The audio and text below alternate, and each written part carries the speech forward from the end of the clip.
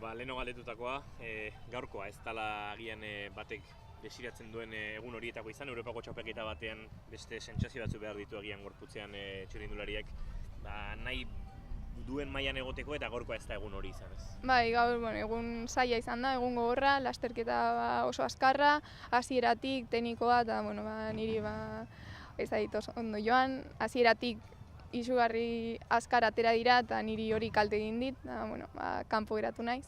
Baina, ja datorren aste azkeneko erlojupekoari begira, ja pixkat zentrauta, gogoekin.